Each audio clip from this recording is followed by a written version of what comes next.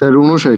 Still নিয়ে সব কিভাবে স্টিল ধরো ম্যানুফ্যাকচার করা যায়, স্টিলের প্রপার্টিজ কন্ট্রোল করা যায়, কি কি টাইপস এর স্টিল আছে, মানে যা কিছু পড়ানো হবে স্টিলের হিট ট্রিটমেন্ট কিভাবে করা হয় বা কোন ফার্নেস ইউজ করা ওটা পড়ানো হবে না, বাট মেইনলি যা কিছু রিলেটেড সবকিছু হচ্ছে স্টিল রিলেটেড, বুঝতে পারছো? এই জন্য আমাদের পড়তে হবে যে স্টিল এর কম্পোজিশন কি, স্টিল এর হচ্ছে কোন কোন কম্পোজিশন চেঞ্জ করলে প্রপার্টিজ কেমন চেঞ্জ আসে, বা হিট ট্রিটমেন্টের উপর স্টিলের প্রপার্টিজ কেমন চেঞ্জ করে, বা কোন স্টিলের কিভাবে কুলিং করতে হবে, বা কোন স্টেজে ধরো হিটিং রেট কেমন রাখতে হবে, এই সব কিছু যা কিছু পড়বো সব স্টিল সম্পর্কে। এই জন্য এই সব বাকি বিষয়গুলো হিট ট্রিটমেন্ট আগে পড়ানোর আগে আগে হচ্ছে স্টিল সম্পর্কে জানতে হবে, স্টিলের কম্পোজিশন। নর্মালি স্টিলের মধ্যে কি থাকে, আয়রন আর কার্বন থাকে। এই জন্য এখানে দেখো আগে হচ্ছে আমাদের ফেজ ডায়াগ্রাম করতে হবে। মনে করো যে এটা অনেকভাবে বলা যায়, মনে করো ওয়ান কাইন্ড অফ স্টিলের ফেজ ডায়াগ্রাম, যেটাকে বলা হচ্ছে আয়রন সিমেন্টাইট বা আয়রন কার্বাইড ফেজ ডায়াগ্রাম। তো এটা মনে করো আর কি কি বলবো, আনঅফিসিয়ালি মনে করো একে বলা যায় স্টিলের ফেজ ডায়াগ্রাম। তো আগে হচ্ছে আমাদের এই স্টিলের ফেজ ডায়াগ্রাম বা স্টিলের কম্পোজিশন, কি কি কম্পোনেন্ট নিয়ে স্টিল মানে আর কি স্ট্রাকচার গঠিত, বা কোন টাইপের স্ট্রাকচার ফর্ম করে, এইগুলো না আগে হচ্ছে জানতে হবে, মানে ইন্টারনাল স্ট্রাকচার জানবো আগে স্টিলের, তারপর ফাইনালি হচ্ছে কি ম্যানুফ্যাকচারিং এর দিকে যাবো। তো আজকে দেখো, আজকে হচ্ছে ফেজ ডায়াগ্রাম শুধু সম্পর্কে পড়াবো।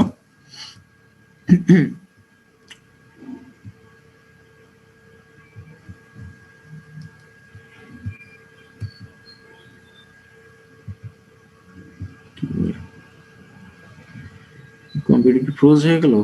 স্পেস চেঞ্জ হচ্ছে না কেন পেজ?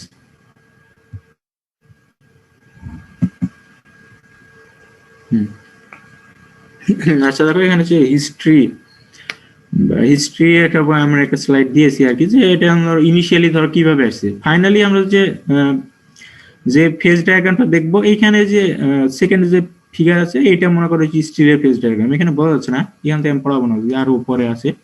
তো আচ্ছা, এইটা মনে করো ফাইনাল ফেজ ডায়াগ্রাম। এই ফাইনাল ফেজ ডায়াগ্রামের আসার আগে সবকিছু দিতে জানো, যেমন পিরিয়ডিক টেবিলে কি ছিল, প্রথমে একজন মেন্ডেলি বা কি মোস্টলে মনে হয় প্রথমে একটা দিছিল পিরিয়ডিক টেবিল, তারপর থেকে বিভিন্ন রকম কি ডেভেলপমেন্ট ফার্দার আপডেট হতে হতে ফাইনালি একটা আজকে মডার্ন ডেতে আসছে। তো এই আয়রন কার্বন এই স্টিল বা ফেজ ডায়াগ্রামটা সেম। প্রথমে এই যে লেফট সাইডে দেখো, প্রথমে মনে করো এইরকম টাইপের একজন হচ্ছে গিয়ে যে 1898 সালে বলা হয়েছে কি রবার্ট অস্টেন, ইনি হচ্ছে প্রথমে ধরো এরকম টাইপের একটা সাজেস্ট করছিল, তারপরে ফার্দার মডিফাই হয়ে ফাইনালি আর কি লেফট সাইডে যে ফিগার আছে এটা হচ্ছে লেটেস্ট ফেজ ডায়াগ্রাম আসছে।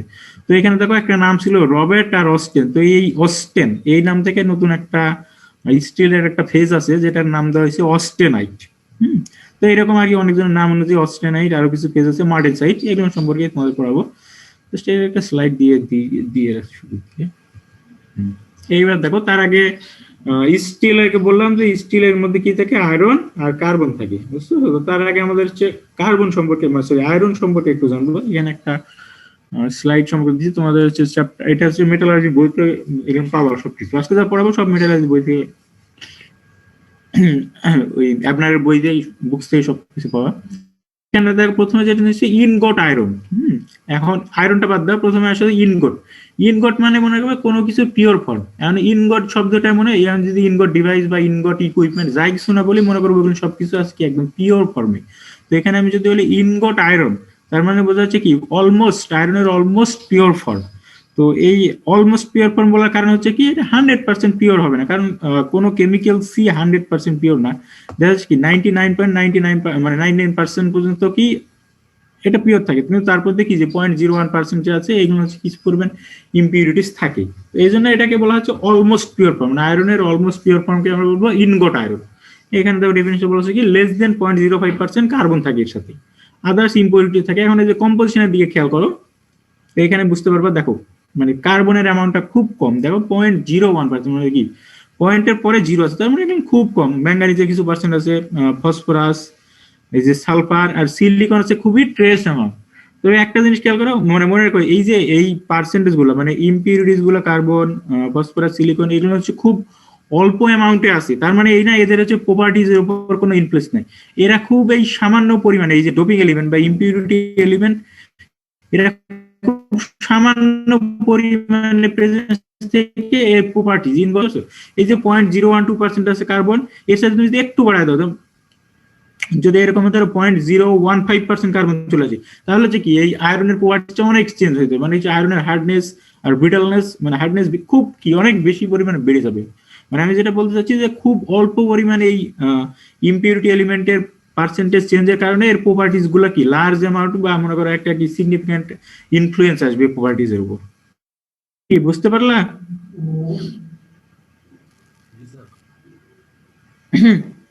এই আমি কি খুব ফাস্ট বলতেছি? ট্রেস অ্যামাউন্ট মানে কি? ট্রেস অ্যামাউন্ট মানে খুব অল্প অ্যামাউন্ট। এই যে মনে করো কার্বন ম্যাঙ্গানিজ দেখো না 0.00%, মনে করো খুব কম পার্সেন্টেজ, নেগলিজিবল অ্যামাউন্ট, বুঝতে পারছো? খুব অল্প পরিমাণে ট্রেস মানে বুঝেছে খুব অল্প পরিমাণে। এটা কি বুঝতে পারছো? এই সাগর দাস আছো? সাগর দাস প্রেজেন্স আছো?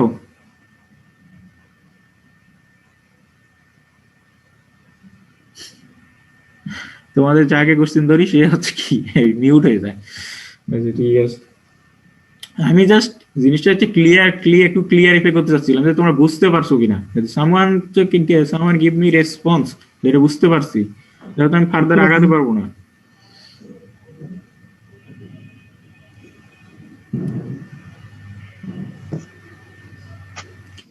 একজন বলো তো আমাকে, ইনগট আয়রন কি? Almost pure iron.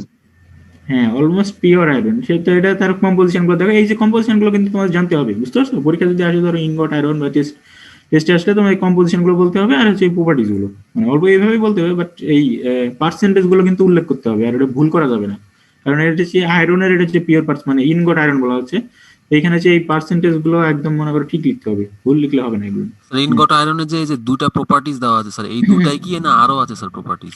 এবার প্রপার্টিজ তুমি তো বের করলে দুনিয়ার সব প্রপার্টিজ বের করতে পারবে, বুঝছো না? তোমাকে আয়রন মানে কি লোহা একটা দিয়ে দিলো, এর যদি তুমি প্রপার্টিজ বের করতে চাও, টাফনেস, ব্রিটলনেস, ডাকনেস, দুনিয়ার সব কিছু বের করতে পারবে। কিন্তু এখানে হচ্ছে তোমার হচ্ছে মানে কি, এখানে হচ্ছে নোটিসেবল যে প্রপার্টিজ গুলো থাকে সেগুলো উল্লেখ করা হয় সবসময়, তাই না? সিরামিকে তো মনে করো সব প্রপার্টিজ তুমি কি করতে পারবা, বের করতে পারবা চাইলে, কিন্তু হয় না। বলা গিয়ে যেমন ব্রিটলনেস মানে কি ডাকটিলিটি কম বা ব্রিটলনেস বেশি, হার্ডনেস বেশি, এইগুলো উল্লেখ করে। মানে তোমার হচ্ছে যেগুলো নোটিসেবল আর তোমার কি অ্যাপ্লিকেশনে যেগুলো আমার লাগবে মেইনলি, সেই মানে সেই প্রপার্টিজ গুলো এখানে উল্লেখ করা হয়। যেমন আয়রন কি কারণে ইউজ করা বলো তো? বেশিরভাগ কি কনস্ট্রাকশন পারপোসে না? হচ্ছে আয়রন বা স্টিল তো দুনিয়ার সবকিছুতে ইউজ করা হয়, মানে ম্যানুফ্যাকচারিং এ বা আদার্স। স্যার মেকানিক্যাল স্ট্রেংথ প্রদান করে স্ট্রাকচার। মেইনলি আর কি মেকানিক্যাল যে মনে করো প্রপার্টিজ গুলো আছে সেইগুলো সম্পর্কে এখানে আর কি আমাদের দেখা হবে। তো দেখো এখানে হচ্ছে কি, তাহলে হচ্ছে এখন আমরা হচ্ছে কম্পোজিশন দেখলাম, আমাদের প্রপার্টিজ এর মধ্যে আছে লিখে নাও এগুলো। টেনজাইল স্ট্রেংথ হবে হচ্ছে 40,000 psi, আর ইলংগেশন হচ্ছে 2%।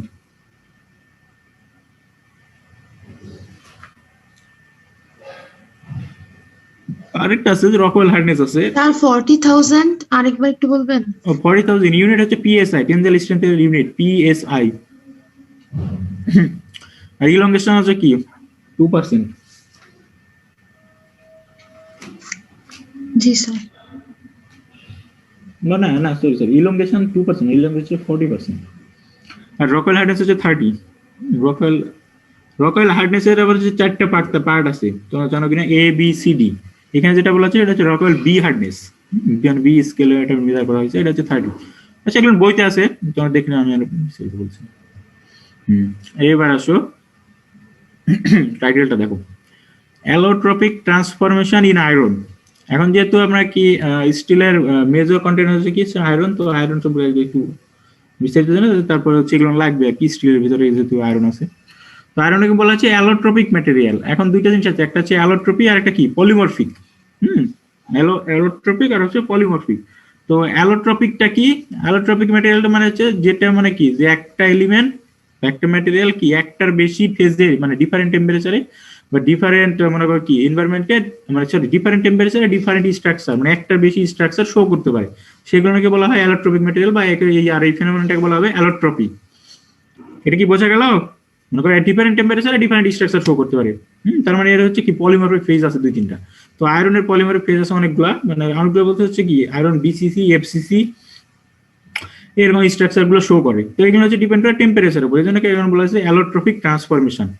এইখানে দেখো হচ্ছে একটা কার্ভ দেওয়া আছে, এই কার্ভটা এখন আমি আছি কার সম্পর্কে বলবো। তার মধ্যে এই যে এখানে সেকেন্ড লাইনে লেখা আছে, যে আরো দেখাচ্ছি, দেখো লেখা আছে কি a cooling curve for pure iron is shown below.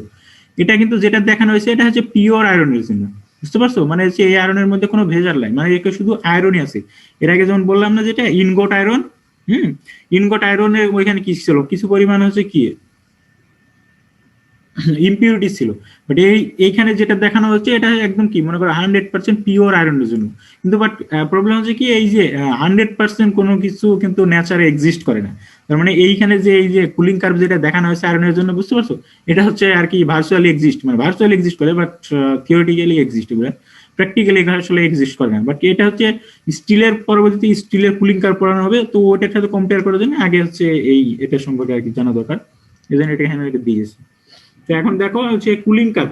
Cooling curve তো বুঝো তোমরা, মানে করো একটা যদি আমি ফায়ারিং কোনো কিছু যদি কি তোমার হচ্ছে ফায়ারিং প্রসেসে ড্র করি, তাহলে কোনো ম্যাটেরিয়াল কি হয়, প্রথমে হিটিং কার্ভ থাকে, তারপর কি থাকে কিছু সময় হোল্ডিং হোল্ডিং টাইম দেওয়া হয়, তারপর কি আবার কুলিং করা হয়, কি এরকম না?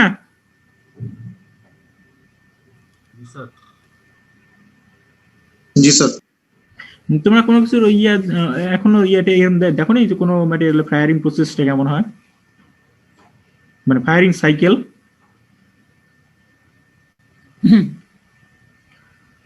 তো জানার কথা আছে নর্মালি। প্রথমে কি করো, যে কোনো ম্যাটেরিয়াল তোমরা এই যে ল্যাবে ড্রাইং টাইং কিছু করছো না, প্রথমে কি করা হয়, প্রথমে হচ্ছে ধরো ফায়ারিং করতে হলে প্রথমে হচ্ছে কি মনে করো একটা জিনিস 800 ডিগ্রিতে মেল্ট হয়, তাহলে হচ্ছে প্রথমে কি করে ডিরেক্টলি মনে করো রুম টেম্পারেচার থেকে 800 ডিগ্রি পর্যন্ত হিট দেওয়া হয়, তারপর কি 800 ডিগ্রিতে এই যে মেল্টিং টেম্পারেচার কিছু সময় হোল্ডিং করে রাখা হয়, এটা হচ্ছে ডিপেন্ড করে ম্যাটেরিয়ালের উপর, 2 ঘন্টা 4 ঘন্টা হতে পারে। তারপর আবার কি একটা হচ্ছে কি মানে ফাস্ট কুলিং বা কি স্লো কুলিং করা হয়। তো এই যে কুলিং যে করা হয় মেল্টের পর থেকে বা মেল্টিং সিন্টারিং এর পর থেকে, এই এটাকে বলা হয় যে কুলিং কার্ভ। তো কুলিং কার্ভ বলতে বোঝাচ্ছে ধরো এই কুলিং এর সময় যে চেঞ্জ গুলো আসবে, হ্যাঁ, সেটা ধরো একটা কার্ভের মাধ্যমে প্লট করলে এটাকে বলা হবে কুলিং কার্ভ। হ্যাঁ, তোমাদের কিন্তু এই কোশ্চেন গুলো ধরা হতে পারে ভাইবা টাইপের, হয়তো তোমাদের এটার উপর ল্যাব আছে যে কুলিং কার্ভ কাকে বলে, বুঝতে পারছো? এটা মনে করো কুলিং স্টেজের সময় ধরো কি টেম্পারেচার চেঞ্জের সাথে সাথে ম্যাটেরিয়ালের প্রপার্টিজ যে চেঞ্জ আসবে সেগুলো বা সিগনিফিকেন্ট যে চেঞ্জ হবে সেটা হচ্ছে ধরো কি এটা কার্ভের মাধ্যমে বা ডায়াগ্রামের মাধ্যমে প্লট করে দেখানো হয়, সেটাই হবে কি কুলিং কার্ভ বলা হবে। তো এখন দেখো এই যে ডায়াগ্রামটা এখন খেয়াল করো, এটা যেটা দেখছি এটা শুধু আয়রনের জন্য, সর্বোচ্চ এখানে ম্যাক্সিমাম পয়েন্টে যে টেম্পারেচার দিয়ে দেখানো হয়েছে, বুঝছো? তোমরা যদি আপনার বুকসে খেয়াল করো তাহলে এখানে দেখবা যে দুই ভাবেই দেওয়া আছে, টেম্পারেচারটা ডিগ্রি সেন্টিগ্রেডেও দেওয়া আছে, আবার কোথাও কোথাও কিন্তু ফারেনহাইটে দেওয়া আছে। তো তোমরা ডিগ্রি সেন্টিগ্রেড আর ফারেনহাইট, এই সেলসিয়াস আর ফারেনহাইট দুটো মিলে মিক্স করো না, যে কোনো একটাই পড়ার চেষ্টা করবা। যদি কেউ ফারেনহাইটে পড়তে চাও শুধু ফারেনহাইটেই পড়বে, আর যদি কেউ মনে করো ডিগ্রি সেন্টিগ্রেড পড়তে ডিগ্রি সেন্টিগ্রেড পড়বে, কারণ দুইটা যদি একসাথে পড়তে চাও তখন তো গোলা ফেলাই দিবা। মানে এখানে এই ডায়াগ্রামে তো অনেকগুলো আছে, আর টেম্পারেচারও এরকম অনেকগুলো তোমাদের হচ্ছে মনে রাখতে হবে। তো এই জন্য যে কোনো একটাই তো বলছি, যে কোনো যদি ফারেনহাইটে পড়ে তাহলে তোমাদের সুবিধা হবে ফারেনহাইট।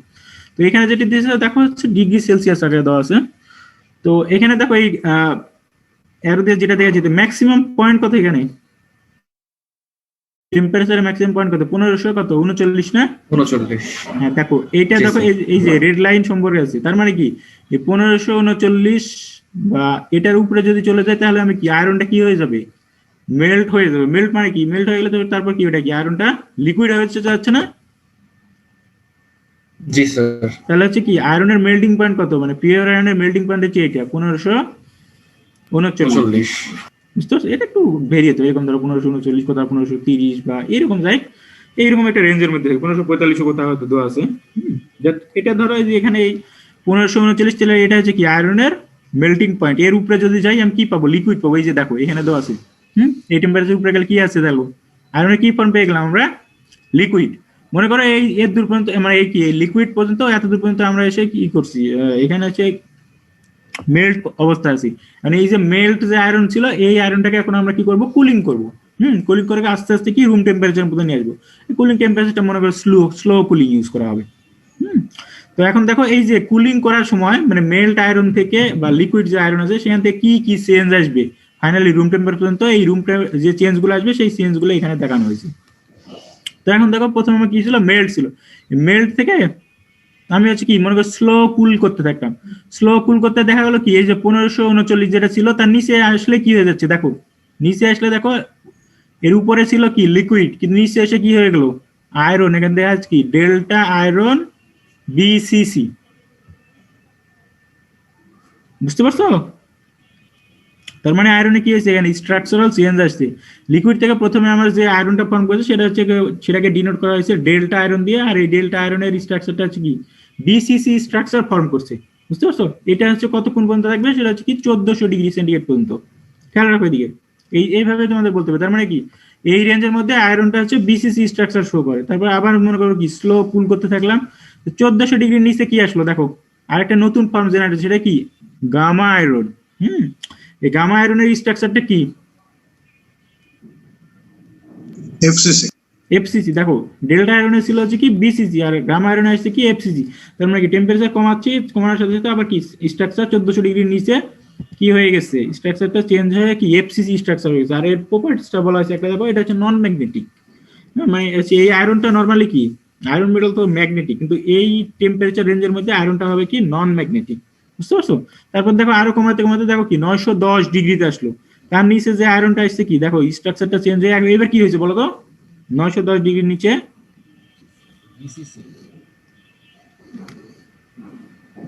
বিসিসি স্ট্রাকচার আছে। দেখো এটাকে এর নাম দেওয়া হয়েছে কি আলফা আয়রন। ঠিক আছে, এখন একটা জিনিস খেয়াল করো, এই যে 910 ডিগ্রির নিচে যে আয়রন আছে এটা হচ্ছে বিসিসি, আবার 1400 ডিগ্রি যে উপরে যে আয়রন আছে দেখো মানে মেল্টিং পয়েন্টের আগ পর্যন্ত সেটাও কি বিসিসি। বাট একটা জিনিস খেয়াল করো, এই আয়রনকে বলা হয়েছে কি আলফা আয়রন, আর উপরে 1400 ডিগ্রি যে আয়রন ছিল সেটা হচ্ছে কি ডেল্টা আয়রন। বাট খেয়াল করো এদের স্ট্রাকচার কিন্তু সেম, স্ট্রাকচার কিন্তু বিসিসি আছে। বুঝতে পারছো? বাট এদের নাম ডিফারেন্ট দেওয়া হয়েছে। হুম, কারণ হচ্ছে কি জানো, এই দুই স্ট্রাকচারটা সেম না।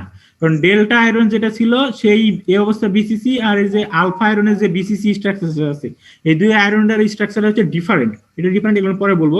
এই জন্য এদের নামটাও দেওয়া হয়েছে ডিফারেন্ট। বুঝতে পারছো? তো মানে স্ট্রাকচারে একটু আর কি মিসম্যাচ হওয়ার জন্য এদের প্রপার্টিজ ডিফারেন্ট আসবে, এই জন্য নামগুলো এদের ডিফারেন্ট। এটা কি ক্লিয়ার বোঝা গেল? জি স্যার। যে দেখো দুইটা স্ট্রাকচার বিসিসি হওয়া সত্ত্বেও এদের নাম ডিফারেন্ট আছে। তো একই আলফা আয়রন যেটা আছে সেটা হচ্ছে কি নন ম্যাগনেটিক। তারপরে দেখো যে 768 ডিগ্রি সেন্টিগ্রেড বলছে, তারপর কুল করলে দেখো রুম টেম্পারেচার পর্যন্ত কোন স্ট্রাকচার আছে স্যার আলফা নন আয়রন। ম্যাগনেটিক রিজনটা কোনটা স্যার? 910 থেকে 768 ডিগ্রি এর মধ্যে নন ম্যাগনেটিক রিজনটা? এখানে তো লেখাই আছে, দেখছো না, এই যে ব্লু কালার দিয়ে নন জি ম্যাগনেটিক স্যার, এইটুকু আছে। স্যার। এটাও নন ম্যাগনেটিক, তার উপরেও তো নন ম্যাগনেটিক, মানে যে গামা আয়রন যেটা সেটাও তো নন ম্যাগনেটিক। শুধু নন ম্যাগনেটিক মানে ম্যাগনেটিক যেটা আছে দেখো 767 নিচে। নিচে থেকে রুম টেম্পারেচার যেটা আয়রনটা আছে দেখো আয়রন সেম। এই আলফা আয়রন দুইটার নাম সেম আছে, জাস্ট প্রপার্টিজ ডিফারেন্ট হবে। কি ডিফারেন্ট হবে, এটা হচ্ছে ম্যাগনেটিক।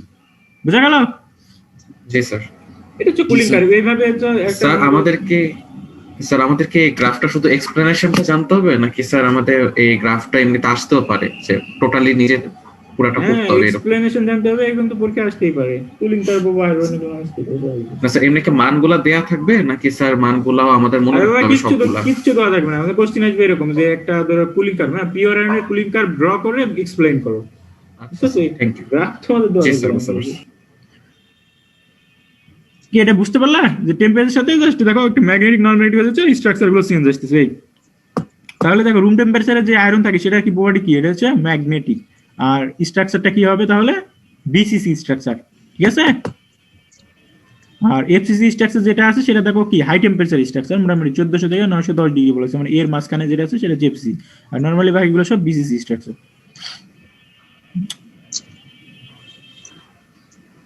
আচ্ছা আচ্ছা, এই স্লাইডগুলো একটু ডিফারেন্স হয়ে গেছে। আচ্ছা দেখো এই যে অ্যালোট্রপিক ট্রান্সফরমেশন ওইখানে যে কোটা দেখালাম ওর বাদেও ওই কিছুগুলো আলফা কিছু ফেজ বাদেও আরো আয়রনের আদার্স কিছু ফর্ম আছে অ্যালোট্রপিক, সেটা তার মধ্যে দেখা একটা হচ্ছে ইপসাইলন আয়রন, এফসিটি আয়রন, আর হচ্ছে ট্রাইগোনাল আয়রন। তো ইপসাইলন আয়রন যেটা আছে এগুলো হচ্ছে তোমাদের স্ট্রাকচার গুলো জানতে হবে। দেখো ইপসাইলন আয়রন যেটা আছে সেটা হচ্ছে কি স্ট্রাকচারটা হচ্ছে এইচসিপি। এইচসিপি স্ট্রাকচার দেখো কি হেক্সাগোনাল ক্লোজ প্যাক স্ট্রাকচার কখন ফর্ম করে বলা হচ্ছে যে এক্সট্রিম প্রেসার আর টেম্পারেচারটা উল্লেখ আছে, দেখো 490 ডিগ্রি সেন্টিগ্রেড এইরকম আর কি টেম্পারেচারে হচ্ছে কি ইপসাইলন আয়রন পাওয়া যায়। আর একটা দেখো পরেরটা এফসিটি আয়রন, মানে হচ্ছে ফেস সেন্টার টেট্রাগোনাল আয়রন। এটা কি বলেছে যে থিন ফিল্মের বলেছে কপার সাবস্ট্রেট থিন ফিল্মের উপর গ্রো করে। আর একটা হচ্ছে ট্রাইগোনাল আয়রন, এটা দেখা যাচ্ছে কোন প্লেন, এই যে সেকেন্ড, আচ্ছা সেকেন্ড ব্র্যাকেট দিয়ে কি বোঝায়, প্লেন না প্লেনার ডিরেকশন?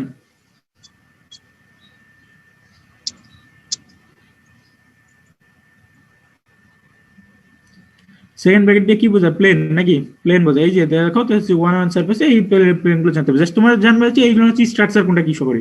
ট্রাইগোনাল আয়রন দেখো কি ফেস সেন্টার কিউবিক, হ্যাঁ, কপার স্ট্রাকচারের উপর ফর্ম করে। আর এফসিটি যেটা তো বলে ট্রাইগোনাল আয়রন। আর ইপসিলনের যেটা সেটা হচ্ছে কি এইচসিপি। আর কোন টেম্পারেচারে আর প্রেসার ফর্ম করে জাস্ট এইটুকু তোমাদের জানতে হবে। আচ্ছা, এবার হচ্ছে মেটাল অ্যালয়েজ সম্পর্কে দেখবো আমরা, ক্লাসিফিকেশন। এগুলো কি দেখতে পাচ্ছ?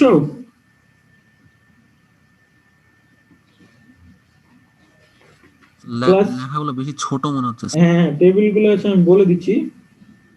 এটা তোমাদের নরমালি দেখো যে মেটাল অ্যালয় যে বলা আছে, তো মেটাল অ্যালয় দেখো দুই ভাগে ভাগ করেছে। একটা হচ্ছে কি ফেরাস আর একটা হলো নন ফেরাস। তো ফেরাস মানে বুঝতেছো ওর ভিতর কি এই অ্যালয় গুলোর মধ্যে কি থাকবে? আয়রন থাকবে, ঠিক আছে? আয়রন প্লাস ধরো অন্য আরেকটা এলিমেন্ট, আদার্স এলিমেন্ট গুলো থাকবে।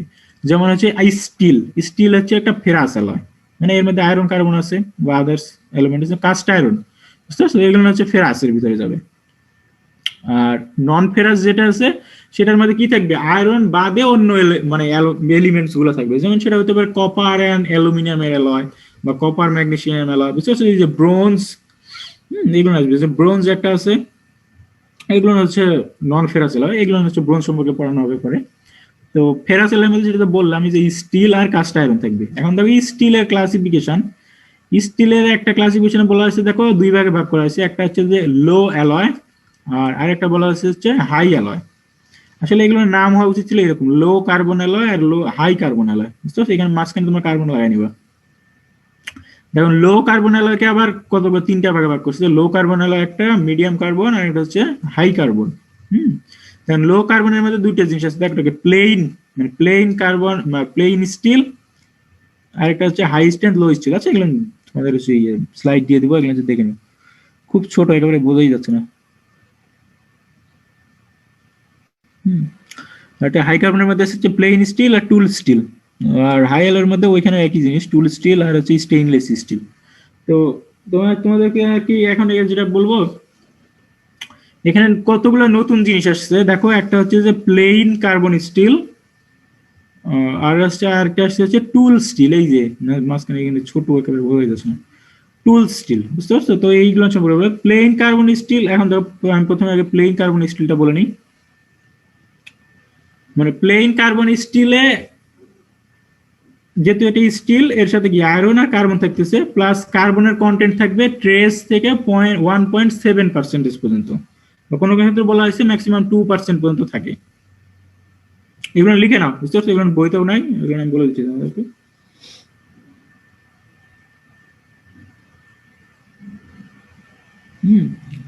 প্লেন কার্বন স্টিল, এটা কি বলা যায়? Alloy of iron with the amount of carbon containing from trace to maximum 1.7%, আর with others element like silicon, phosphorus, manganese এগুলো থাকবে এর সাথে লিটল অ্যামাউন্ট,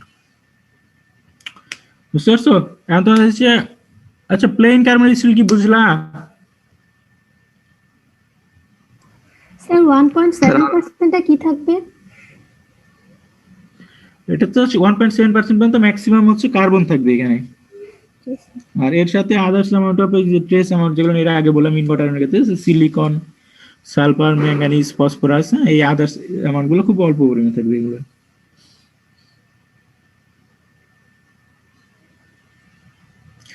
এখানে যাই নিচে দেখো একটা কথা বলা আছে যে plain stands for only iron আর carbon without any alloying element. এটা কিন্তু ট্রু না, এর সাথে কিছু পরিমাণ থাকবেই, মানে আয়রন কার্বন দিয়ে শুধু আর কি প্লেন স্টিল হয় না, এর সাথে আদার্স এলিমেন্ট গুলো থাকে।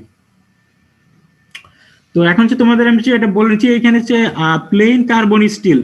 হ্যাঁ, তোমরা হচ্ছে একটা ইয়ে করো, এটা হচ্ছে ক্লাসিফিকেশন টেবিল, এখানে আমি এই স্লাইডে দেওয়া নাই, আমি বলে দিচ্ছি তোমরা ড্র করবে। মানে হচ্ছে একটা টেবিল ড্র করো এরকম, যে প্লেন কার্বন স্টিল, তার আন্ডারে তিনটা, মানে হচ্ছে ক্লাসিফিকেশন গুলো বলে দিব।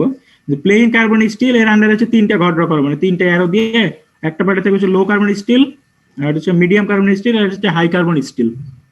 এই যে এরকম তোমরা যে এখানে যেরকম ক্লাসিফিকেশন করা আছে না, এরকম ভাবে তোমরা যদি প্লেন কার্বন স্টিলের আলাদা ক্লাসিফিকেশন গুলো বলতেছি এবার। আমি বলতেছি তোমরা হচ্ছে এগুলো ড্র করে নাও। আমার কথাগুলো কি বুঝতে পারছো? হচ্ছে এখন হচ্ছে প্লেন কার্বন স্টিলের ক্লাসিফিকেশনটা বলতেছি, এর আন্ডারে হচ্ছে তোমরা তিনটা আর কি তিনটা এরকম ভাগ করে নাও।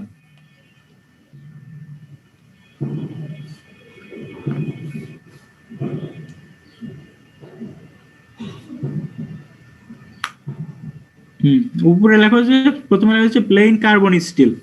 হ্যাঁ, তার মানে নিচে হচ্ছে তিনটা ভাগে ভাগ করে না, একটা হচ্ছে low carbon steel, medium carbon steel আর হচ্ছে হাই কার্বন স্টিল।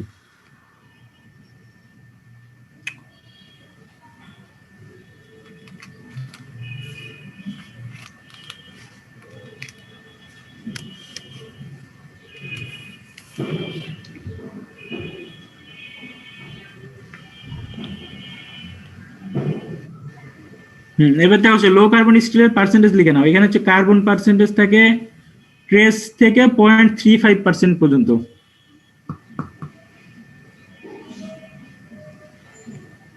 আর মিডিয়াম কার্বন স্টিলের পার্সেন্টেজ হচ্ছে একবার বলবেন স্যার কার্বনের পার্সেন্টেজ? না, প্রথমে দেখো লো কার্বন, আচ্ছা আমি বলছি তাড়াতাড়ি লিখে নাও, খুব ফাস্ট। লো কার্বন স্টিল এটার পার্সেন্টেজ হচ্ছে ট্রেস থেকে 0.35% পর্যন্ত কার্বন থাকবে লো কার্বন স্টিলে। মিডিয়াম কার্বন স্টিল 0.35 থেকে 0.65 পর্যন্ত, এগুলো শুধু কার্বনের পার্সেন্টেজ বলতেছি। আর হাই কার্বন স্টিলে থাকবে হচ্ছে 0.65 থেকে 1.7% পর্যন্ত কার্বন। বোঝা গেল? এই তিনটার পর এখন দেখো এদের আবার ক্লাসিফিকেশন আছে। মানে প্রথমে দেখা আবার আসলে হচ্ছে লো কার্বন স্টিল, এটাকে আবার দুই ভাগে ভাগ করা যায়। একটা স্যার হাই কার্বন স্টিলের পার্সেন্টেজটা একটু বলবেন? লাস্ট 0.65 টু 1.7, মানে 1.7 পর্যন্ত। দেখা হচ্ছে লো কার্বন স্টিল লেখা আবার টু টাইপস, এটা হচ্ছে ডেড সফট স্টিল আর এটা হচ্ছে মাইল্ড স্টিল।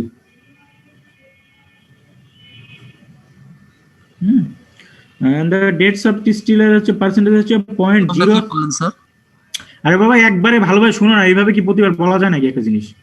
এইবার দেখো ভালো করে বলতেছি যে লো কার্বন স্টিল দুই ভাগে ভাগ করে, একটা কি ডেড সফট স্টিল আর এটা হচ্ছে মাইল্ড স্টিল।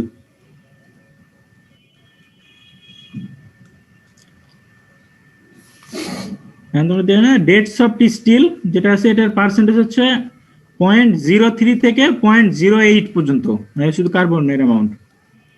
আর মাইল্ড স্টিলে কার্বন থাকবে হচ্ছে 0.08 থেকে 0.35 পর্যন্ত, মানে হচ্ছে লো কার্বন স্টিলের ম্যাক্সিমাম পয়েন্ট পর্যন্ত আর কি। আর এবার আসে হচ্ছে হাই কার্বন স্টিল, এটা হচ্ছে তিনটা পার্টে ভাগ করা যাবে। এটা হচ্ছে আচ্ছা এটার হচ্ছে ইয়েগুলো ভালোভাবে লিখে না তোরা। হাই কার্বন স্টিল 3 টাইপস, এটা হচ্ছে কি হাইপো ইউটেকটয়েড, হ্যাঁ ইউটেকটয়েড আর হাইপার ইউটেকটয়েড।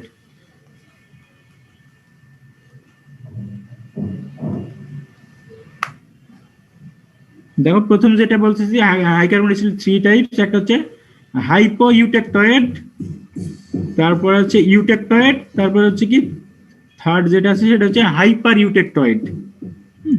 এগুলোর পার্সেন্টেজ দেখো, প্রথমটা যেটা আছে হাইপো ইউটেকটয়েড, এটা হচ্ছে 0.65 টু 0.87 পর্যন্ত। আর ইউটেকটয়েড শুধু 0.87%, এটা হচ্ছে একটাই, মানে এই শুধু 0.87 এই পার্সেন্টেজের জন্য ইউটেকটয়েড স্টিল পাওয়া যাবে। আর হাইপার যেটা আছে হাইপার ইউটেকটয়েড সেটা হচ্ছে 0.87 টু 1.7 পর্যন্ত।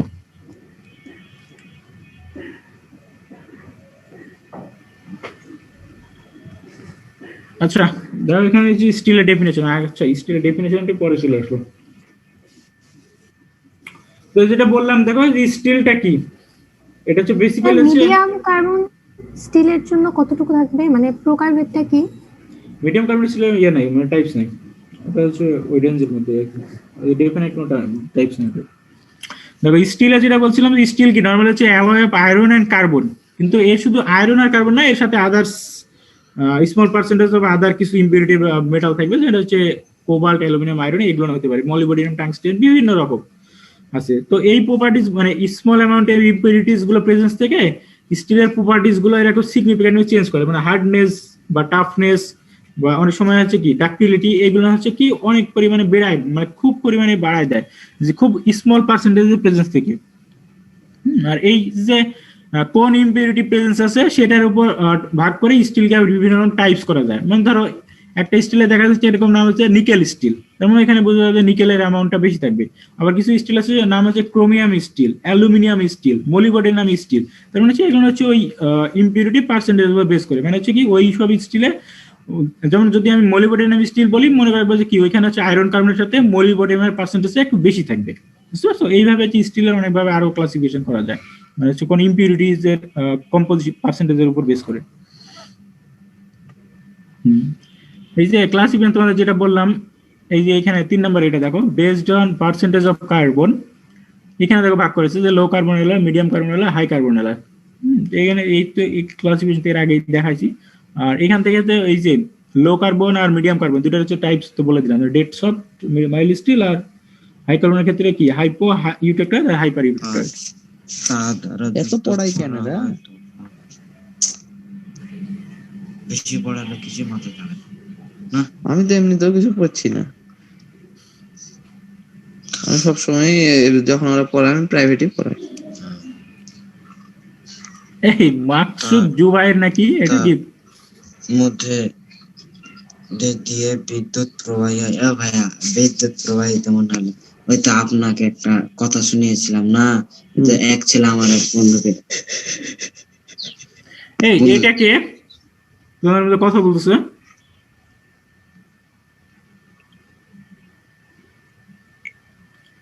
কি দেখলাম মাকসুদ জুবাইর নাকি এরকম?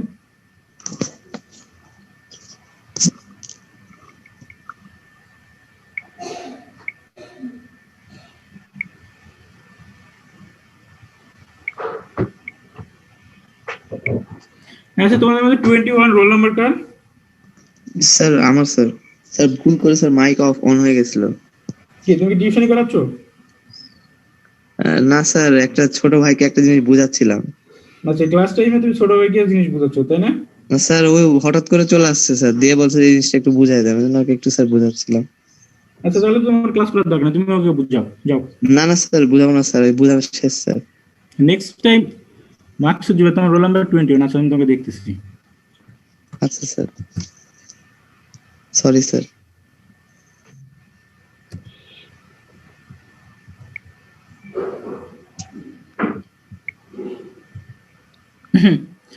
আচ্ছা দেখো তোমাদের হচ্ছে যেটা টাইটেল যেটা দিয়ে শুরু করছিলাম, আয়রন সিমেন্টাইট ফেজ ডায়াগ্রাম, সেই ডায়াগ্রামটা পড়াবো। ডায়াগ্রামের আগে বর্ণনাগুলো এখানে দেওয়া আছে। আচ্ছা তোমরা আগে ডায়াগ্রামটা দেখে নাও। এই যে ডায়াগ্রামটা তোমরা হচ্ছে নিজের আগে একটু চোখ মানে একটু চোখ বুলায় নাও, তারপর আমি বলতেছি এগুলো যে বিভিন্ন রকম এই যে হাইলাইট করার যে পজিশন গুলো আছে সেগুলো না হচ্ছে দেখে নাও আগে।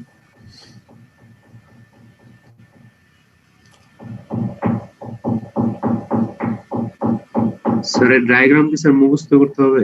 হ্যাঁ এই ডায়াগ্রাম মুখস্থ করতে হবে তোমাদের। স্যার কিভাবে সম্ভব স্যার? কিভাবে প্র্যাকটিস করলে সম্ভব?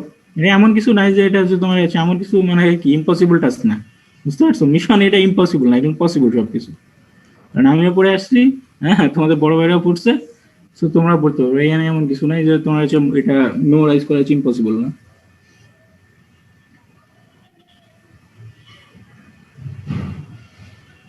এই যে তোমরা যে এর আগে হাইপো হাইপার বললাম না, এখানে দেখো এখান থেকে জিনিসগুলো ক্লিয়ার হয়ে যাবে পার্সেন্টেজ থেকে। ওই পার্সেন্টেজ গুলো মনে রাখলে এখানে হচ্ছে তোমরা হচ্ছে ইয়া করতে পারবে, ডিফারেন্সিয়েট মানে ডিস্টিংশন করতে পারবে হাইপো আর হাইপার কোন পার্সেন্ট কত আছে।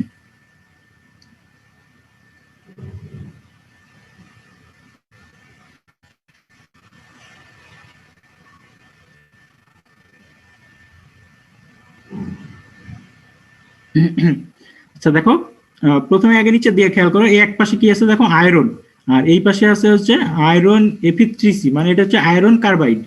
হ্যাঁ বা একে হচ্ছে তো নরমালি হচ্ছে কমার্শিয়ালি বলা হয় সিমেন্টাইট। এই আয়রন কার্বাইড যেটা আছে এটাকে বলা হবে হচ্ছে সিমেন্টাইট। তার মানে কি এক পাশে আছে দেখো কি আয়রন আর আরেক পাশে আছে সিমেন্টাইট। এই জন্য হচ্ছে এই ডায়াগ্রামটাকে এইভাবে বলা হয় যে আয়রন সিমেন্টাইট ডায়াগ্রাম, বা আদার্স ভাবে বলা হয় আয়রন আয়রন কার্বাইড ডায়াগ্রাম, বা অনেক সময় বলা হয় আয়রন কার্বাইড ডায়াগ্রাম। বুঝতে পারছো? বিভিন্ন রকম ভাবে আর কি এটাকে ডায়াগ্রামটাকে বলা হয়। তো এখানে দেখো আয়রনের পার্সেন্টেজ শুরু হয়েছে কিন্তু নরমালি 0.08। দাগটা একবারে মানে ব্লু কালার আর এই যে ব্ল্যাক কালার দুটো একসাথে মার্জ করে ফেলছে, 0.008%। না বুঝতে এটা খুব জিরোর কাছাকাছি। এই জন্য হচ্ছে এই ব্ল্যাক এই পাশে যে কালারটা ছিল সেই উপর ব্লু কালার এর উপর যে সাবস্টিটিউট করছে। একটা জিনিস খেয়াল করো, এই যে এখানে দেখো একটা কি স্টিল, আর এই যে একটা কালার বাই কি লাইন দিয়ে সেপারেট করা আছে দেখো কাস্ট আয়রন, মানে স্টিল আর কাস্ট আয়রন দুটাকে এখান থেকে আলাদা করে সেপারেট করা আছে। তারপরে এই মেজর পয়েন্ট গুলো দেখে নাও, উপরে দেখো এই যে ব্লু কালার এর উপরে কি আছে, এখানে হচ্ছে লিকুইড। হ্যাঁ টেম্পারেচার গুলো দেখানো, এখানে 1493 ডিগ্রি সেন্টিগ্রেড, এখানে দেখো 910, এই টেম্পারেচারটা এটা হবে 725, সরি এই যে 723 আসলে এটা 723, হ্যাঁ 723 ডিগ্রি হবে এটা। আর এই যে পার্সেন্টেজ গুলো যে দেখতেছো না, এগুলো সব কার্বনের পার্সেন্টেজ। আয়রন দেখো এই যে পার্সেন্ট কার্বন, তার মানে হচ্ছে কি আয়রনের পার্সেন্টেজের উপর ডিপেন্ড করে সেটা আমার হচ্ছে কারণ হবে, সেগুলো ডিপেন্ড করবে হচ্ছে আয়রনের পার্সেন্টেজ মানে কার্বনের পার্সেন্টেজের উপর। এখন দেখো আর তারপরে ভাগ করা আছে, দেখো স্টিলের ক্ষেত্রে দেখো এই স্টিলের একটা ব্লু লাইন এখানে যে একটা লাইন দিয়ে সেপারেট করা হয়েছে, একটা হচ্ছে কি হাইপো ইউটেকটয়েড আর এই পাশে কি দেখো হাইপার ইউটেকটয়েড, আর মাঝখানে যেটা লাইন আছে এটা মনে করো কি এটা হচ্ছে ইউটেকটয়েড। মানে তোমার যে হাই কার্বন স্টিলের মানে তিনটা পার্টস দেখতেছো না, এখানেই আছে আর কি। তাহলে স্টিলের রেঞ্জটা কত ওখানে বলছিলাম কত হবে, হাই কার্বন স্টিল 0.65 থেকে 1.7% পর্যন্ত। এই যে লাইনটা দেখতেছো এটা হচ্ছে 1.7, তবে কোথাও কোথাও এটাকে হচ্ছে 2.8 বলা হয় বা অনেক সময় 2% পর্যন্ত বলা হয়। এরকম ভাবে বলা হয় যে আয়রনের মধ্যে স্টিল মানে কার্বনের পার্সেন্টেজ যদি 2% অথবা 2% যদি নিচে থাকে তাহলে সেটাকে স্টিল হিসেবে কনসিডার করা হয়। তো আবার আগের যে বইগুলো ছিল বুকসে সেগুলোতে বলা হয়েছে অনেক জায়গায় 1.8% বা কোথাও বলা হয়েছে যে 1.75 বা 7% পর্যন্ত স্টিল, তার উপরে গেলে কাস্ট আয়রন। তো যাই হোক তোমরা ধরে নেবে যে 2% পর্যন্ত ম্যাক্সিমাম, আয়রনের মধ্যে ম্যাক্সিমাম যদি 2% পর্যন্ত কার্বন থাকে ততক্ষণ পর্যন্ত এটা স্টিল হবে, আর 2% যদি এটা কি এক্সিড করে ফেলে তখন সেটা হবে কাস্ট আয়রন। বুঝতে পারছো? এখন আমি হচ্ছে ফেজ ডায়াগ্রাম বলতে শুরু করি, জাস্ট মেজর পয়েন্ট গুলো একটু বলে নিই আগে। তারপরে খেয়াল রাখো এই যে এখানে দেখো রুম টেম্পারেচার মানে যে 723 এর নিচে যেগুলো আছে নিচে অবস্থা দেখো রুম টেম্পারেচার কোন ফেজ আছে, এই যে আলফা ফেরাইট আছে একটা, মানে আলফা ফেরাইট কি বা আলফা আয়রন, যেটা তোমরা তো এর আগে ওই পাশে যে দেখে আসলে যে আলফা আয়রন নামে একটা কুলিং কার্ভে এখানে আলফা আয়রন নামে একটা ফেজ ছিল, যে আলফা আয়রন যেটা ওটা কি বলা হয় ফেরাইট। আর সাথে আছে দেখো কি প্লাস Fe3C মানে কি একটা সিমেন্টাইট, এই টুগেদার যে ফেজ আলফা ফেরাইট প্লাস সিমেন্টাইট এই দুটাকে একসাথে বলা হয় পারলাইট। মানে কি স্টিলের রুম টেম্পারেচারে কি থাকে পারলাইট থাকে, বুঝতে পারছো? পারলাইট একটা ফেজ, এই ফেজ সম্পর্কে পরে বলা হবে। তো এই জিনিসগুলো কিন্তু অনেক বেশি আর কি ক্রিটিক্যাল, তো তোমরা একটু ভালোভাবে আর কি টেনশন দাও, তো স্যার এগুলো হচ্ছে বুঝতে পারবো কত অনেকগুলো ফেজ আছে। দেখো খেয়াল করো এদিকে, স্যার এই ডায়াগ্রামটা তো বই আছে তাই না স্যার? হ্যাঁ বুকস আছে। আচ্ছা স্যার, কাস্ট আয়রন কখন বলবো 2% এর বেশি হইলে না কম হইলে?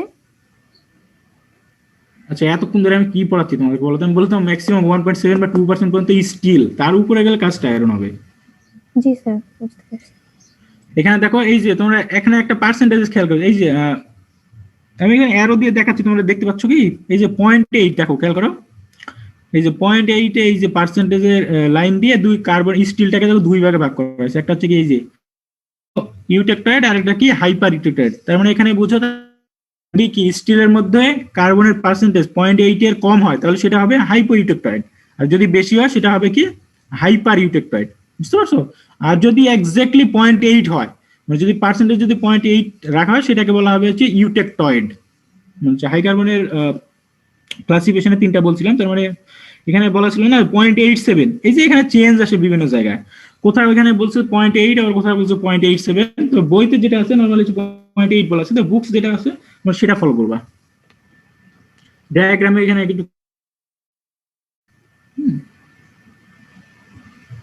স্যার কাস্ট আয়রন স্যার 2.11 থেকে বেশি হবে না? এখানে খেয়াল করো এই যে লাইন,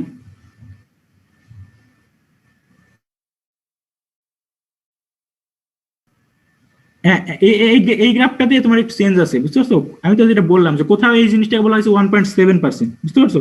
কোথাও বলেছে 2 আবার কোথাও বলেছে 1.8, এই যে বিভিন্ন রকম ভ্যারি আছে, তবে হচ্ছে 2% এখন হচ্ছে বেশি প্রচলিত মানে বেশি অ্যাকসেপ্ট করা। তো এখানে এই যে গ্রাফ আছে এখানে আবার 2.11 বলা আছে, তোমরা হচ্ছে 2% ধরে নিবা ম্যাক্সিমাম, বুঝতে পারছো? যে 2% হচ্ছে ম্যাক্সিমাম স্টিলে কার্বন থাকতে পারবে, তার উপরে গেলে সেটা হচ্ছে কাস্ট আয়রন হয়ে যাবে। আর এইখানে খেয়াল করো এই যে মনে করো স্টিলের পার্সেন্টেজ যে 2% এর বেশি চলে আসছে তার মানে কি কাস্ট আয়রন হয়ে গেছে। এখানে দেখো কাস্ট আয়রন বাইরে দুই ভাগে ভাগ করা যাবে, একটা দেখো এই পাশে কি এই যে 4.3%, হ্যাঁ মনে করো কাস্ট আয়রনে ম্যাক্সিমাম কার্বন থাকতে পারবে কত, এখানে খেয়াল করো 6.7% পর্যন্ত, বুঝছো? বাট এত পরিমাণ কার্বন রাখা হয় না, কারণ এত বেশি কার্বন যদি কাস্ট আয়রনে থাকে তাহলে কাস্ট আয়রনের হার্ডনেস অনেক বেশি মানে বেশি হয়ে যায়, খুবই হার্ড, আর যে ম্যাটেরিয়াল যত বেশি হার্ড হবে সেটা কি ব্রিটেলনেস খুব বেশি হয়ে যাবে না, এজন্য হচ্ছে কি হার্ডনেস বেশি হলে ব্রিটেলনেস বেশি মানে খুব বেশি হওয়ার কারণে এটা হচ্ছে কোনো কারণে কোনো রকম কি মেশিনেবিলিটি মানে খুব পুয়ার মেশিনেবল পারফরমেন্স দেখাবে, তার মানে এটা নিয়ে কোনো পরিমাণ কিছু কাজ করা যাবে না। ম্যানুফ্যাকচারিং বা আদার্স মেশিন করতে গেলে আগেই হচ্ছে কি কাস্ট আয়রন ব্রেক করবে। এই জন্য এটা হচ্ছে কি কাস্ট আয়রনে ম্যাক্সিমাম 4% পর্যন্ত, বা এই যে 4% বলা আছে, এই ম্যাক্সিমাম এই পার্সেন্টেজ পর্যন্ত হচ্ছে কার্বন পার্সেন্টেজ রাখা হয়। তো দেখো এখন যদি কাস্ট আয়রনের ক্ষেত্রে বলতেছি, তার মানে হচ্ছে তোমার হচ্ছে রাইট সাইডে খেয়াল করো, এই যে যদি 4% পর্যন্ত যদি কার্বন থাকে, তাহলে দেখো 4.3% বেশি হলে হাইপার ইউটেকটিক কাস্ট আয়রন বলা হবে এটাকে, লাইক স্টিলের মতোই, হাইপার ইউটেকটিক স্টিলের মতো যেমন এটা এখানে বলা হবে কাস্ট আয়রন, যদি কি কার্বন পার্সেন্টেজ 4.3% বেশি থাকে আয়রনের ভিতর। আর যদি কম হয় তাহলে সেটাকে বলা হবে কি হাইপো ইউটেকটয়েড। আর 4.3 জনে পাওয়া যাবে সেটা কি, সেটাকে বলা হবে ইউটেকটিক। একটা খেয়াল করো, স্টিলের ক্ষেত্রে ছিল ইউটেকটয়েড, কাস্ট আয়রনের ক্ষেত্রে আসছে কি ইউটেকটিক।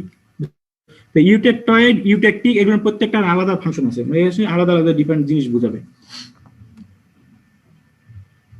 আর আদার্স কিছু এই যে ফেজ গুলো এখন দেখে নাও তোমরা, এই যে এই ফেজটা যে এই যে কার্বনের দেখো 910 ডিগ্রি পর্যন্ত, বা এইদিকে কার্বন পার্সেন্টের উপর বেস করে এই যে মাঝখানে যে ফেজটা দেখা যাচ্ছে এটাকে বলা হচ্ছে গামা ফেজ, বা এটাকে বলা হচ্ছে অস্টেনাইট। হ্যাঁ, মাঝখানে এই যে এইখানে আচ্ছা এই ডায়াগ্রামটা খুব ভালো বোঝা যাচ্ছে না এখান থেকে, আচ্ছা পরেরটা দেখো। এই ডায়াগ্রামটা তোমাদের বইতে আছে, এটা যে ছোট, এটা তো কিছুই বোঝা যাচ্ছে না। হ্যাঁ এখানে হচ্ছে পিক্সেল কোয়ালিটি খুব খারাপ হচ্ছে, তোমরা বই থেকে দেখলে বাবা এখান থেকে এখানে হচ্ছে কমপ্লিট। স্যার এটা তো আরো কঠিন স্যার। হ্যাঁ এটাই তোমার হচ্ছে মেইন ডায়াগ্রাম, বুঝতে পারছো? ওইখানে হচ্ছে কালার টালার দিয়ে একটু ছোট করে দেওয়া হয়েছে। তো এই জিনিসটা তোমার যে ব্ল্যাক বোর্ডে ড্র করে দিলে সবচেয়ে ভালো হতো। এইভাবে বোঝানো খুব কঠিন, তোমার নিজেরা বুঝতে পারবে না, আমিও ঠিক মতো বুঝতে পারবো না। মানে হাত এই যে পয়েন্ট গুলো ছিল ম্যাক্সিমাম সব মনে করো কি একদম ধরে ধরে বুঝাতে পারলে সবচেয়ে ভালো হতো, জিনিসগুলো বুঝতে পারতাম। তো এখন এইখানে আমার বোঝানো খুব কঠিন হয়ে যাচ্ছে।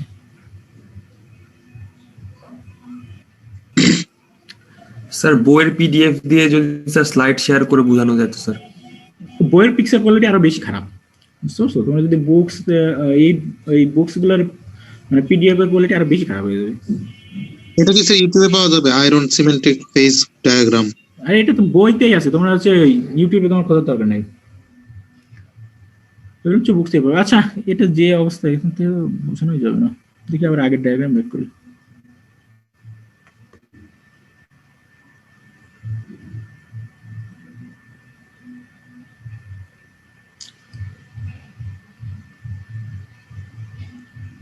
আচ্ছা আমি হচ্ছে এই যে অ্যারো দিয়ে দিয়ে তোমাদের হচ্ছে প্রত্যেকটা পয়েন্ট গুলার কম্পোজিশন আর হচ্ছে টেম্পারেচার কত সেটা হচ্ছে বলার চেষ্টা করো। তোমরা একটু আর দিয়ে খেয়াল রাখো, বইতে আছে, যদি তোমাদের সামনে বই থাকে তোমরা হচ্ছে বইটা ওটা ওপেন করতে পারো, তাহলে হচ্ছে তোমাদের বুঝতে একটু সুবিধা হবে। আজকে এই ডায়াগ্রামটা বুঝতেই সমস্যা হবে। এই যে এখন এই যে নিচের দিকে দেখতে পাচ্ছ, নিচে খেয়াল করো, একদম নিচে দেখো এই যে স্টিলের একটা কি ভাগ করা হয়েছে দেখো, আর একটা ভাগ করা হচ্ছে কাস্ট আয়রন। এই যে এখানে দেখো 2% পর্যন্ত, তোমরা এগুলো অ্যারো দিয়ে যে দেখাচ্ছি এগুলো দেখতে পাচ্ছ? জি স্যার। হ্যাঁ আচ্ছা এইটুকু এইভাবে দেখলেই হবে, কষ্ট করে বুঝে না, তোমরা বই থেকে পরবর্তী বিষয়গুলো দেখলে আরো বেশি ক্লিয়ার হয়ে যাবে। আমি হচ্ছে আপাতত এখান থেকে এই যে দেখো 2% পর্যন্ত আছে, মানে হচ্ছে কার্বনের পার্সেন্টেজ। এই 2% এর বেশি হলে এখন যেটা বলছিলাম দেখো কাস্ট আয়রনের দিকে চলে যাচ্ছে, আর 2% যদি কমাও যদি তাহলে কি আসছে দেখো হাইপো ইউটেকটয়েড। আর হাইপো ইউটেকটয়েড আর হাইপার ইউটেকটয়েড দুটোকে সেপারেট করেছে দেখো কার্বন পার্সেন্ট কত 0.83 দিয়ে। এটা হচ্ছে 83 না বলে 87, বা বইতে মনে হয় 87 আছে, যেটা থাক তোমরা সেটা ধরে নিবা 0.8 আর 0.87। এই যে এই পজিশনটা এখানে হচ্ছে 0.83 দিয়ে বলছো, বাট এটা হচ্ছে 0.87 হবে, বুঝতে পারছো? তো দেখো কার্বন পার্সেন্ট যদি 0.87 এর বেশি হয় তাহলে সেটা হচ্ছে কি হাইপার ইউটেকটয়েড স্টিল হবে, আর যদি কম হয় সেটা হচ্ছে হাইপো ইউটেকটয়েড। এখন এই যে এই পজিশনে আসো, এই যে এই পজিশনটা, বুঝতে পারছো? এইখানে হচ্ছে কার্বনের পার্সেন্টেজ বলা আছে দেখো এই যে 0.025, এই যে এই পজিশনে কার্বন পার্সেন্টেজ হচ্ছে 0.025, আর এই ভিতরে যে ফেজটা যেটা থাকবে সেটা হচ্ছে আলফা ফেজ। আর এই যে লাইনটা মানে প্লেন যে লাইনটা আলফা, এই যে প্লেন যে লাইনটা ড্র করা হয়েছে এই লাইনের টেম্পারেচার হচ্ছে 723 ডিগ্রি সেন্টিগ্রেড। এর আগে যে দেখছো এই যে এই লাইনটা, তোমার এই লাইনটা হচ্ছে ওই পরের ডায়াগ্রামে দেখানো হচ্ছে টেম্পারেচার দেখো 723 ডিগ্রি সেন্টিগ্রেড। আর এই যে মাঝখানে এই যে ব্লু লাইন কালারটা একসাথে মার্চ করছে না, সেটা হবে যে এই সিম্পল লাইনটা। দেখো এখানে মাঝখানে যে এই যে পজিশনে ফেজ থাকবে সেটা হচ্ছে আলফা ফেজ, আর উপরে এই যে বড় এই ফেজটা দেখা যাচ্ছে, এটা হচ্ছে তোমার হচ্ছে অস্টেনাইট ফেজ। অস্টেনাইট এটা হচ্ছে টেম্পারেচার যেটা পাওয়া যাবে এটা হচ্ছে 910 করে।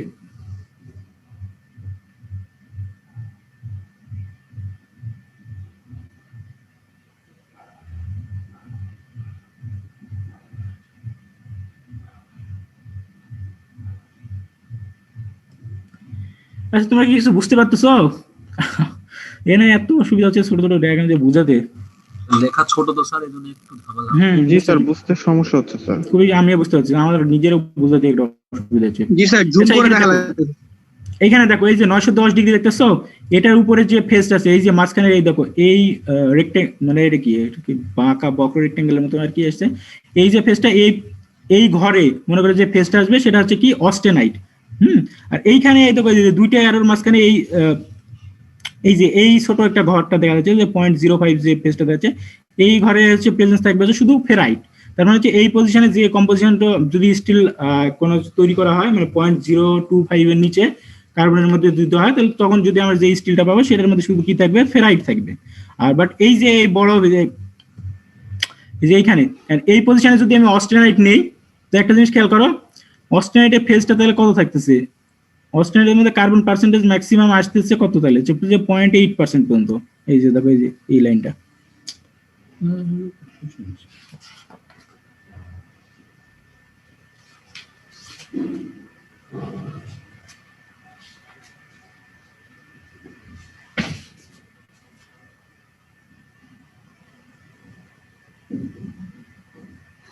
অস্ট্রেলিয়ার তো স্যার 2.11 কেও ধরছে।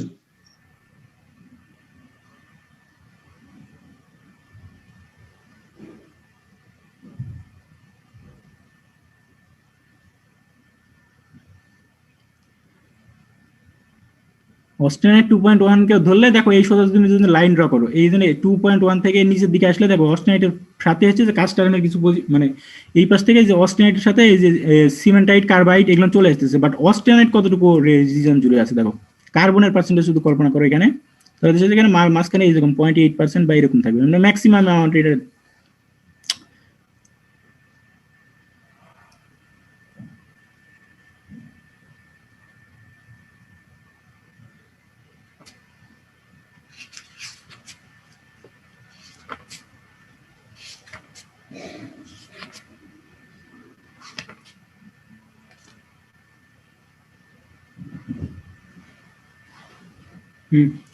তাহলে দেখো অস্টেনাইটে ম্যাক্সিমাম কার্বন পার্সেন্টেজ কত গেছে যে 2% পর্যন্ত, বা 2% এটা একটু কম হবে, 1.87 বা যেটার কথা বলছিলাম এরকম আসবে আর কি। তো খেয়াল রাখো। আচ্ছা এখানে দেখো যে অস্টেনাইটের ম্যাক্সিমাম তাহলে হচ্ছে একটা জিনিস খেয়াল করছো, অস্টেনাইট কিন্তু দেখো রুম টেম্পারেচারে নাই, অস্টেনাইটে হচ্ছে প্রেজেন্সের কত নরমালি হচ্ছে কত, এই যে দেখতেছো 723 ডিগ্রি না, 723 ডিগ্রির উপরে থেকে পাওয়া যাচ্ছে, বা আরেকটা জিনিস হতে পারে কি নরমালি যেটা বলতে গেলে কি 910 ডিগ্রির উপরে। খেয়াল করে এটা হচ্ছে কি রুম টেম্পারেচার প্রেজেন্স না, মানে হচ্ছে কি অস্টেনাইট যে ফেজটা আছে এটা হচ্ছে কি মেটাস্টেবল ফেজ, তোমাদের মেটাস্টেবল ফেজ গুলো যেগুলো হচ্ছে কি রুম টেম্পারেচার স্টেবল না, এজন্য এখানে দেখা যাচ্ছে অস্টেনাইটটা রুম টেম্পারেচারে নাই। আর রুম টেম্পারেচার যে দুটো ফেজ আছে সেটা হচ্ছে কি একটা হচ্ছে কি ফেরাইট আর একটা হচ্ছে কি সিমেন্টাইট। এটা খেয়াল রাখবা যে অস্টেনাইট কখনোই তুমি হচ্ছে কি স্টিলের ভিতরে অস্টেনাইটটাকে কখনোই রুম টেম্পারেচারে পাওয়া যাবে না, কিন্তু পরবর্তীতে দেখবা স্টিলের ক্লাসিফিকেশন করতে গেলে দেখা যাবে যে অস্টেনিটিক স্টিল মানে স্টেইনলেস স্টিল আছে, তো ওইসব ওই তখন আছে ব্যাখ্যা করবো যে মানে রুম টেম্পারেচার কিভাবে আসবে। তো এইখানে খেয়াল করো অস্টেনাইটটা হচ্ছে কি রুম টেম্পারেচার স্টেবল আছে। এইখানে এখন দেখো তিনটা ফেজ ছিল, এই যে এইখানে একটা মনে করো ফেজ, এই মাঝখানে এটা ছিল অস্টেনাইট, আর এই যে উপরে আসো টেম্পারেচার বাড়ায় দাও, এই যে কুলিং কার্ভের ক্ষেত্রে আয়রনের ক্ষেত্রে যেটা দেখলাম যে 1539 ডিগ্রির উপরে গেলে কি এটা হচ্ছে আয়রনটা লিকুইড হয়ে যায়, তার মানে হচ্ছে এই যে ম্যাক্সিমাম যে পয়েন্টটা এই পয়েন্টটা এটা মনে করো যে 1539, এর উপরে গেলে এই যে পজিশনটা যেটা আসবে সেটা সবগুলো হচ্ছে কি লিকুইড। বাট যদি আমি এই সময় যদি কুল করতে থাকি তাহলে হচ্ছে কি একটা ফেজ পাওয়া যাবে, এই যে দেখো ডেল্টা, এটা একটু বোঝাই যাচ্ছে না খুব একটা, খুবই ছোট একটা হয়ে চলে আসে, এই মানে এই যে ঘরটা থাকবে এই ঘর মনে করো এই যে ট্রায়াঙ্গেল, এই ট্রায়াঙ্গেলের ভিতরে যে ঘরটা আছে সেটা শুধু ডেল্টা আয়রনের ঘর। তো আর এর নিচে যে ঘর আছে এটা হচ্ছে কি গামার ঘর, মনে করো গামা বা অস্টেনাইট। আর এই যে মাঝখানে যে 723 ডিগ্রি বরাবর এইখানে যে ছোট ঘরটা দেখা যাচ্ছে মনে করো এটা হচ্ছে কি ফেরাইট, শুধু আলফার ঘর। এখন মাঝখানে যে ইন্টারনাল যে এই যে ঘরগুলো আছে এই ঘরগুলোতে কোন কোন ফেজ তৈরি হয় সেগুলো আমাদের জানতে হবে। আচ্ছা আমি যে এইখানে মনে করো এই যে লেফট সাইডে যে এই ঘর আছে এইখানে হচ্ছে তিনটা মনে করো স্টিলের যতগুলো ফেজ আছে সেটা হচ্ছে তিনটা হচ্ছে পার্টে ভাগ করেছে। এই যে এই পজিশনে যেটা আছে এই ট্রায়াঙ্গেলটা এটা মনে করো হচ্ছে কি ডেল্টা আয়রন, ঠিক আছে। আর এই মাঝখানে যে ঘরটা পুরোটা এটা হচ্ছে কি অস্টেনাইটের ফেজ। আর এই যে ছোট একটা ফেজ আছে এটা হচ্ছে কি আলফা ফেরাইট মানে আলফা। তাহলে মাঝখানে এখন দেখো এই এই পজিশনে গুলো ফেজ আছে, যেমন এই ফেজ বা এই যে ছোট ঘর এই ঘরগুলোতে কোন ফেজ আসবে সেগুলো আমাদের দেখতে হবে, বুঝতে পারছো? এই যে আমি অ্যারো ধরে আসি আর এই যে লাইনটা দেখতেছো এটা হচ্ছে লিকুইডাস লাইন, এখান থেকে শুরু হয়ে যাবো। আমি যদি অ্যারো দিয়ে দেখাচ্ছি এই যে লাইন সেটা হচ্ছে লিকুইডাস লাইন। তোমরা জানো লিকুইডাস লাইনের উপরে থাকে লিকুইড, নিচে কি থাকে লিকুইড প্লাস সলিড থাকতে পারে, বাট উপরে সবসময় কি থাকবে লিকুইড থাকবে, এটা তো জানো নাকি?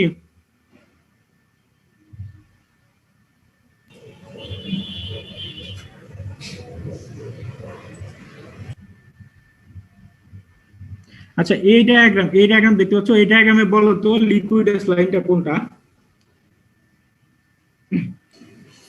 স্যার একদম উপরের পার্ট।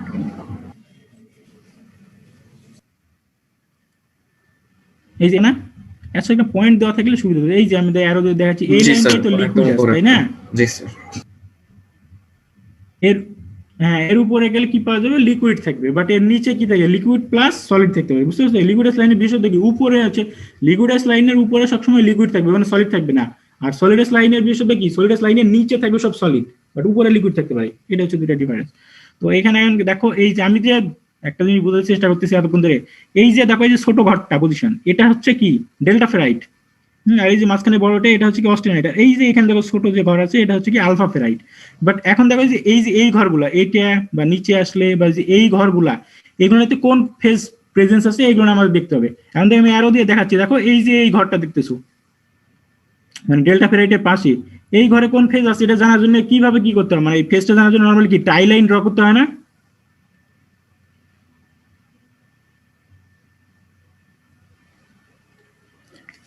আচ্ছা তোমরা যে ফেজ ডায়াগ্রামে ধরো একটা পার্টিকুলার রিজিয়নে কোন কোন ফেজ প্রেজেন্স আছে এটা জানার জন্য কি এই যে এইভাবে টাই লাইন ড্র করতে হয় না?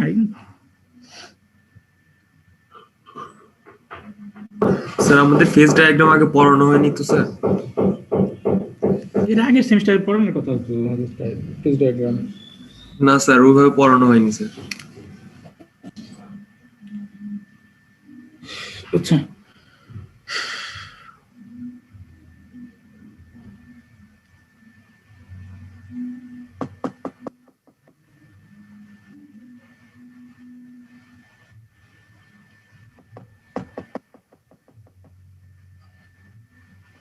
আচ্ছা টাই লাইন তোমরা সেরকম জানো না, তো এগুলো তো এখন তোমার পড়তে অসুবিধা হয়ে যাবে একটু বুঝাতেই।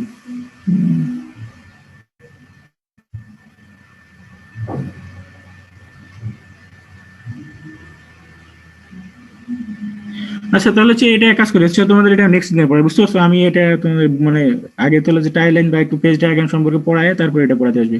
আর আমি ভাবছিলাম এই জিনিসগুলো ফেজ ডায়াগ্রামে কিছু জিনিসগুলো তোমরা জানো আমি আগের থেকে এ ধরে নিছিলাম, তো এখন এখানে পড়াতে গেলে আমার খুব অসুবিধা হচ্ছে, বুঝতে পারছো? তো এই আজকে ক্লাস থাকে এখানে, নেক্সট দিনে আমি হচ্ছে আগে তোমাদের ফেজ ডায়াগ্রামে কিছু বেসিক বিষয়গুলো বলে তারপরে এগুলো শুরু করবো। আর পিকচার করলে দেখি একটু যদি ভালো পাওয়া যায় ওটা অ্যাড করবো, তাহলে সুবিধা হবে তোমাদের। আজকে আমার হচ্ছে তোমার হচ্ছে মানে খুব একটা মানে রেসপন্স পাচ্ছি না, বুঝতে পারছি যে তোমরা বুঝতে পারছো না এগুলো। তাহলে আজকে এখানে থাকে, নেক্সট দিনে আর কি আবার এখান থেকে শুরু করবো ফেজ ডায়াগ্রাম থেকে। এক কাজ করো তোমরা হচ্ছে নিজেরা একটু বই থেকে ফেজ ডায়াগ্রামটা একটু দেখে নিও নেক্সট ক্লাসের আগে, তাহলে হচ্ছে তোমাদের নিজেদেরও বুঝতে একটু সুবিধা হবে। আর এগুলো হচ্ছে সবচেয়ে ভালো যদি আমি ব্ল্যাক বোর্ডে বুঝতে পারতাম, এখানে আমার বুঝতে খুব কষ্ট হচ্ছে।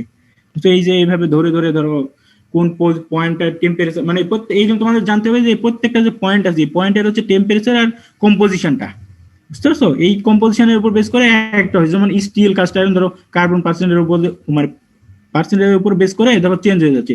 তো এই প্রত্যেকটা পজিশনের একটা করে নাম আছে, যেমন আলফা আয়রনের মধ্যে মনে করো কার্বন পার্সেন্টেজ ম্যাক্সিমাম 0.025% থাকতে পারবে, এই পয়েন্ট দিয়ে দেখানো হয়েছে। তো এই জিনিসগুলো ধরে ধরে সামনে থেকে বুঝালে সুবিধা হতো। যদি দেখি নেক্সট দিন আমি যদি একটা ভালো পিকচার পাই আর কি পিকচার দিয়ে বোঝানোর চেষ্টা করবো। তাহলে আজকের ক্লাসে এনে থাক, তোমরা হচ্ছে এক কাজ করো তুমি রোল নাম্বারটা আর কি দিয়ে দাও, চ্যাট বক্সে দিয়ে দাও। খুব বাজে অবস্থা হয়ে গেছে আজকে ক্লাস নিয়ে।